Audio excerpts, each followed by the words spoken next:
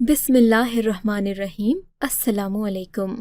میرا تعلق ایک عام سے خاندان سے تھا، مگر میں نے اپنی پڑھائی کی وجہ سے اپنی کلاس میں ممتاز مقام بنا لیا تھا۔ اسی وجہ سے سب استاد مجھ سے بہت محبت کرتے، میری عزت کرتے اور کہتے کہ انیلا ہمارے اسکول کا فخر ہے، ہم انیلا کو کبھی کسی دوسرے اسکول نہیں جانے دیں گے۔ اپنے اساتذہ کی یہ باتیں سن کر میں بھی خوشی سے پھولے نہ سماتی، مگر انہی دنوں فائنل رزلٹ کے بعد جب کچھ مہمان خصوصی ہمارے اسکول میں آئے تو ان میں وڈیرا شاہی میرا رنگ روپ دیکھ کر متاثر ہو گیا۔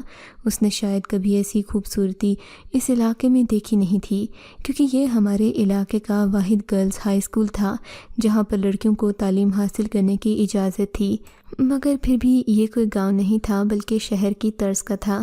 میں نے کبھی آج تک یہاں کسی لڑکی کو اپنی حقیقت نہیں بتائی تھی۔ آبادی کافی زیادہ تھی، دور دراز کے علاقوں سے بھی لڑکیاں یہیں اسکول پڑھنے آتی تھیں، سب کی نظر میں بہت اعلیٰ خاندان سے تعلق رکھتی تھی، اور پھر جب وڈیرا شاہی کی نظر کرم مجھ پر گئی تو میں نے بھی خود کو ایک اعلیٰ خاندان کی لڑکی ثابت کرنے میں ایڑی چوٹی کا زور لگا دیا۔ انہوں نے مجھے بلا کر مختلف انعامات دیے۔ میں تو اس سب کو ان کی مہربانی سمجھ رہی تھی، مگر بعد میں اس نظر کرم کا مطلب کچھ اور سمجھ آیا۔ تقریباً 5-6 دن کے بعد انہوں نے مجھے ملاقات کے لیے بلایا۔ میں سمجھی کہ شاید وظیفے کی بات کریں گے، مگر انہوں نے مجھے یہ بتا کر حیران کر دیا کہ وہ مجھے پسند کر بیٹھے ہیں۔ ان کی عمر تقریباً 30 سال تھی اور میں 16-17 سال کی کچی عمر میں تھی۔ یوں میں وڈیرے کی باتوں میں آ گئی۔ میں نے سوچا پڑھائی لکھائی میں کیا رکھا ہے۔ وڈیرے نے مجھے لڑکیوں کی تعلیم کے بارے میں اس قدر ڈرایا دھمکایا کہ میں خاموش ہو گئی، اور ایک پل میں یہ سوچنے پر مجبور ہو گئی کہ مجھے بھی باقی لڑکیوں کی طرح اپنا گھر بناتی کہ میٹرک کے بعد میں کسی اچھی نوکری پر لگ جاؤں اور یوں ان کے لیے روپے کمانے لگ جاؤں۔ چوہدری نے بھی مجھے ایسی ہی بات کہی تھی کہ لڑکی کا اصل گھر اس کے شوہر کا گھر ہوتا ہے۔ مجھے تم سے کوئی لالچ نہیں، میں تم سے نہ ہی کوئی گھر کا کام کرواؤں گا، نہ مجھے تمہاری کمائی سے مطلب ہے۔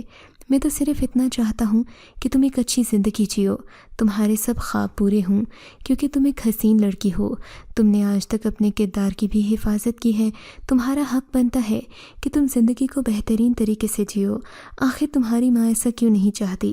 میں چودھری کو بتا چکی تھی کہ میری ماں میری پہلے شادی نہیں کرنا چاہتی، وہ میری پڑھائی لکھائی کے بعد ہی کوئی مناسب رشتہ ڈھونڈیں گی، مگر چودھری نے اس بات کو ایسا رنگ دیا کہ میں سوچنے پر مجبور ہو گئی اور یوں اپنے گھر کی دہلیز پار کر کے چودھری کے ساتھ بھاگنے کا فیصلہ کر لیا۔ وہ دن میرے لیے بہت انوکھا تھا۔ دل میں دکھ اور کچھ ایسے جذبات تھے جنہیں میں بیان نہیں کر سکتی۔ اپنے ماں باپ کو چھوڑنے کا درد الگ تھا، مگر میں نے چودھری کی محبت میں آ کر سب چیزوں کو خیر آباد کہہ دیا۔ محبت کیا، میں اسے بہکاوا ہی کہوں گی۔ میں نے چودھری کے ساتھ گھر سے دہلیز پار کرتے وقت ایک بار بھی ماں باپ کی محبت کو مد نظر نہیں رکھا۔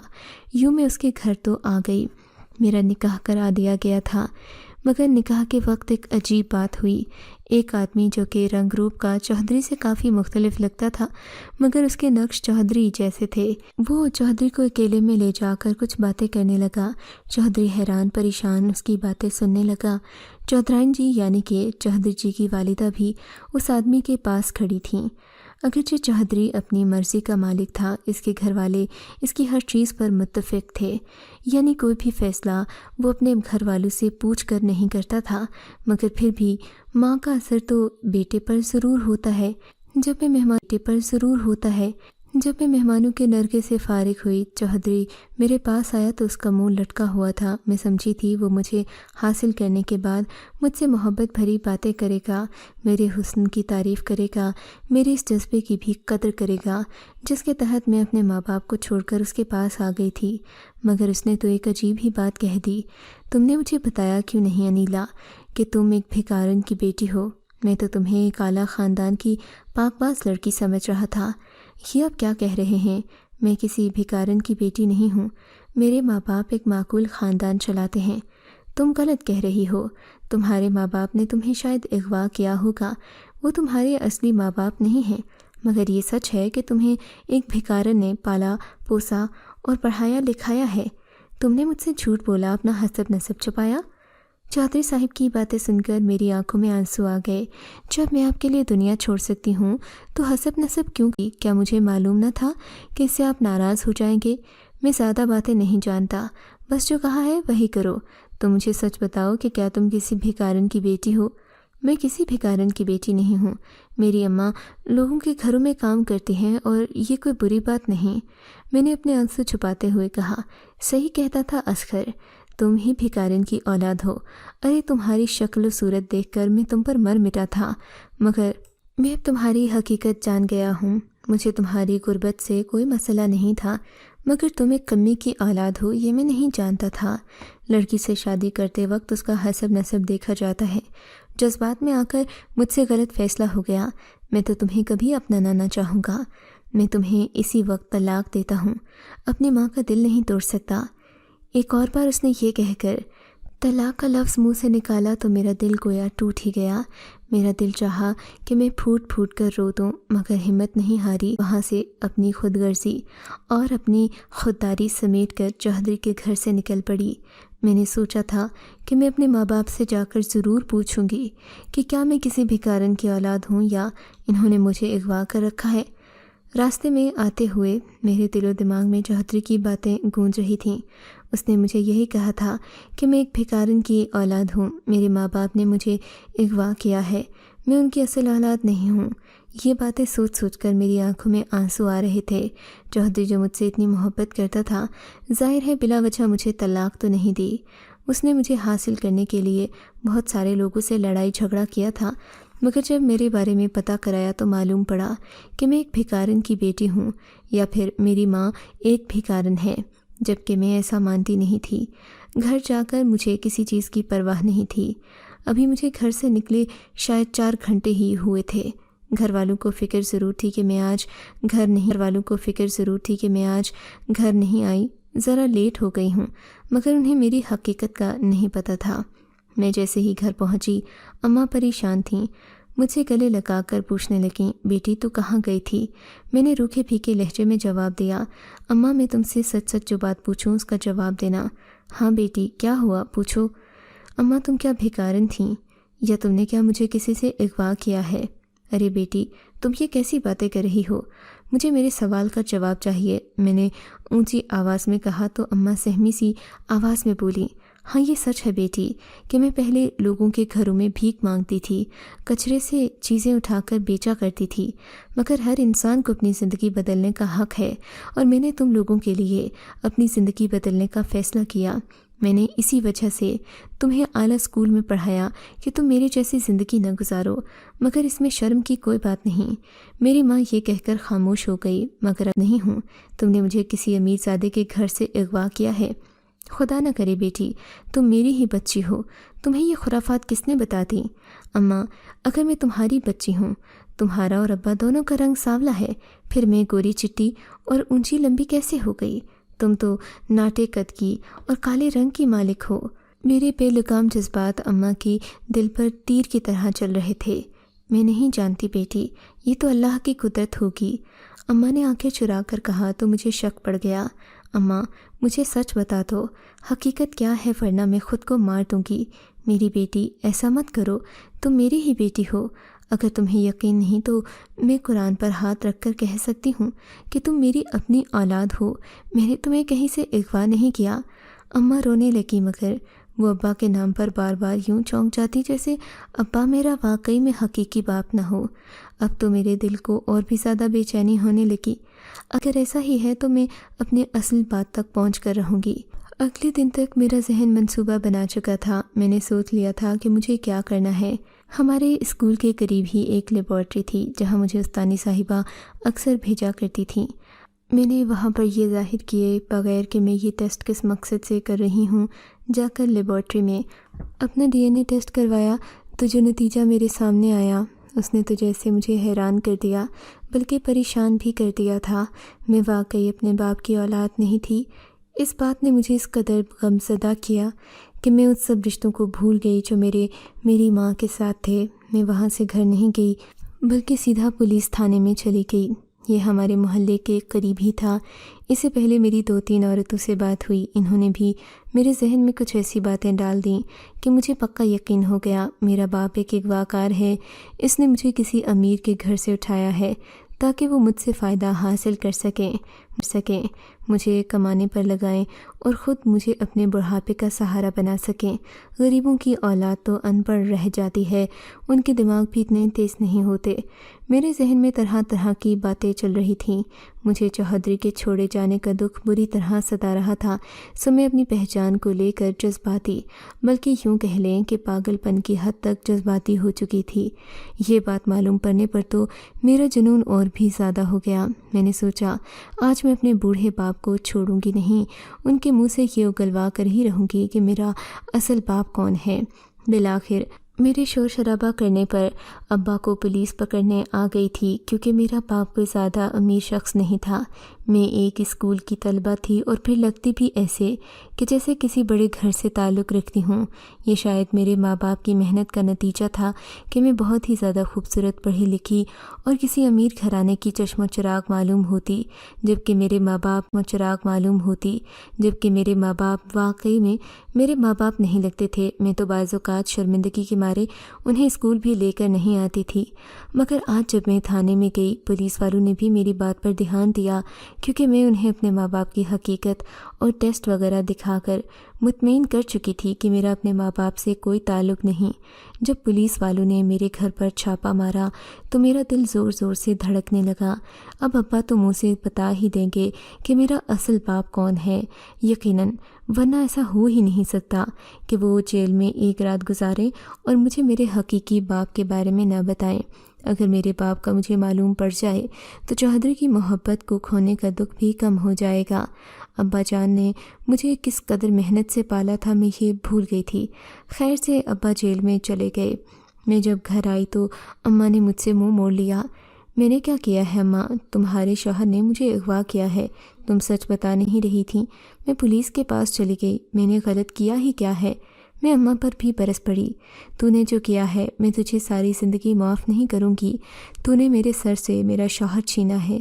تو نہیں جانتی یہ پولیس والے کتنے ظالم ہوتے ہیں۔ کوئی بات نہیں اماں، ایک رات میں سب اگلوا دیں گے اور پھر چھوڑ دیں گے۔ شرم کر، وہ کبھی میرا نام نہیں لے گا۔ غلطی تو میری ہے جو میں نے تجھے پال پوس کر بڑا کیا۔ وہ تو میری عزت رکھے گا، مان رکھے گا، تیری طرح خود غرض نہیں ہے۔ تو بھی اپنے باپ پر گئی ہے۔ اماں کے منہ سے یہ بات سن کر میرے تو جیسے تن بدن میں آگ لگ گئی۔ بول دیا نا اماں تم نے کہ میرا باپ تمہارا شوہر نہیں ہے بلکہ کوئی اور تھا جسے تم نے چھپا کر صرف اپنے فائدے کے لیے یہاں لایا ہے۔ اماں میری بات سن کر بھی خاموش رہیں۔ ایسی بات نہیں ہے، چپ کر جا منحوس۔ تو نے آج جو ہمارے ساتھ کیا ہے وہ تو کوئی دشمن کی اولاد بھی نہ کرے۔ ہاں اگر میں نے کچھ کیا ہی ہے تو پھر بتاتی کیوں؟ جو میرا حقیقی باپ ہے اور تم لوگ اپنے فائدے کی خاطر مجھے اغوا کر کے لائے ہو۔ میری ماں رونے لگی۔ اماں رونے سے کام نہیں چلے گا۔ اگر تم نے مجھے لاوارث سمجھ کر وہاں سے اٹھایا تو خدا کے لیے میرے باپ کے بارے میں کچھ تو بتا دو، میں اپنے باپ سے ملنا چاہتی ہوں۔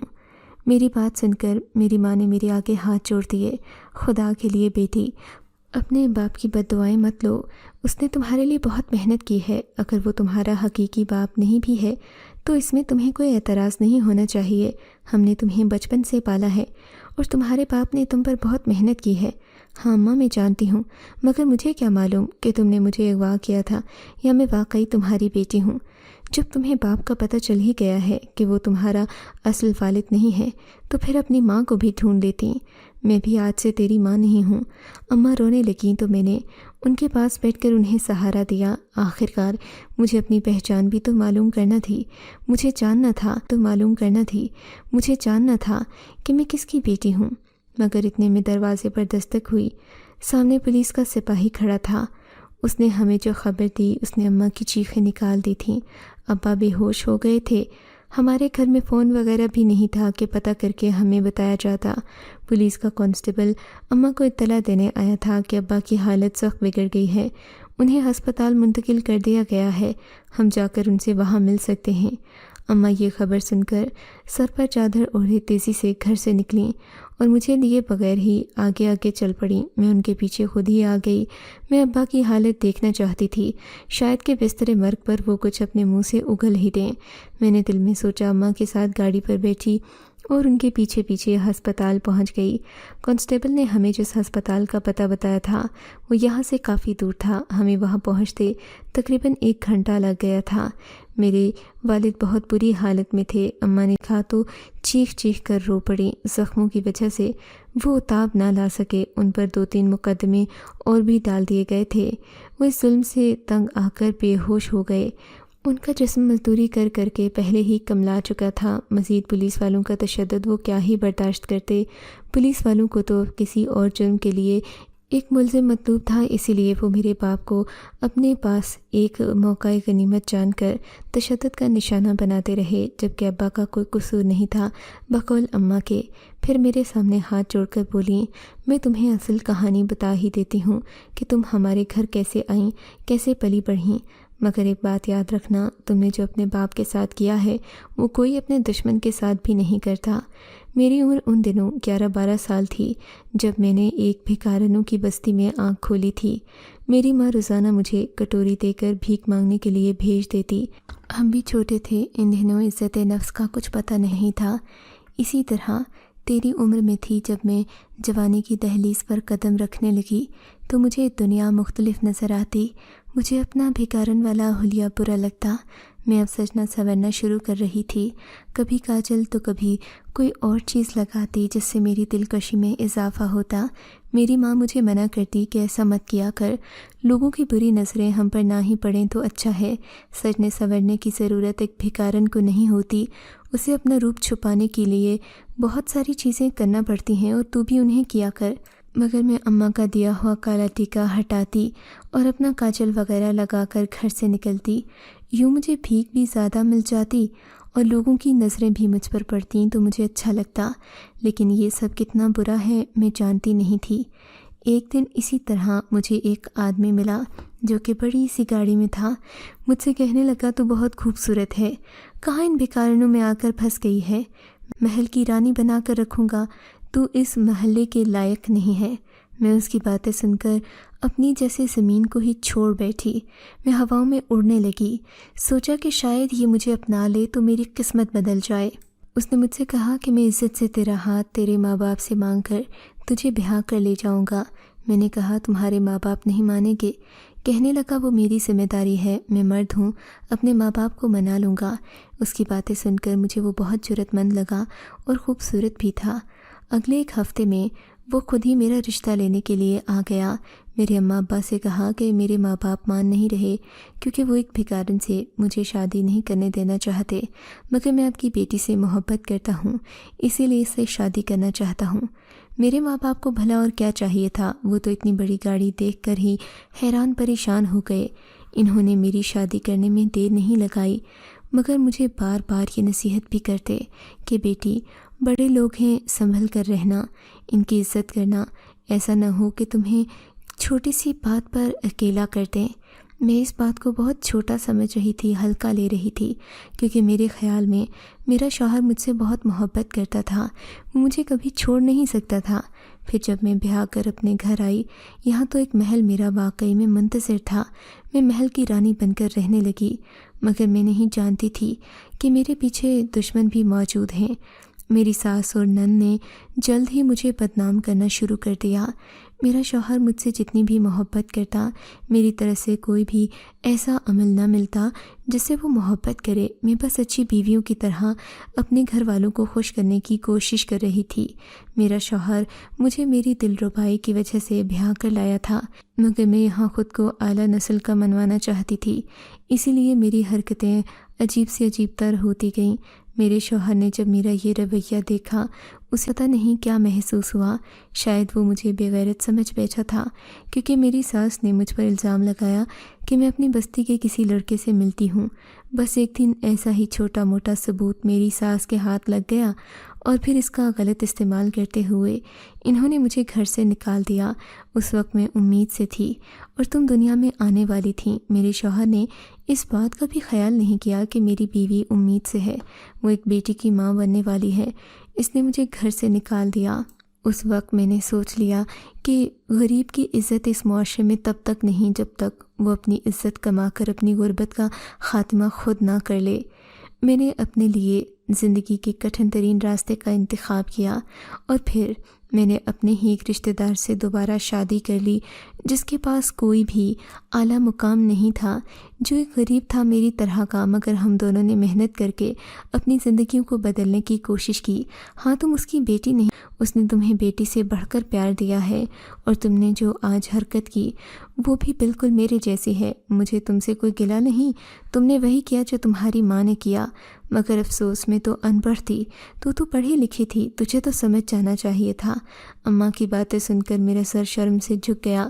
سامنے بیٹھے بابا کو دیکھ کر میں یہی دعائیں کر رہی ہوں کہ اللہ ان کی صحت کو بہتر کرے اور ہمارے سر پر ان کا سایہ سلامت رکھے۔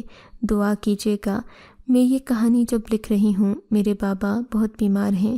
اگر آپ یہ کہانی پڑھ رہے ہیں تو میرے بابا کی صحت کے لیے ضرور دعا کیجیے گا۔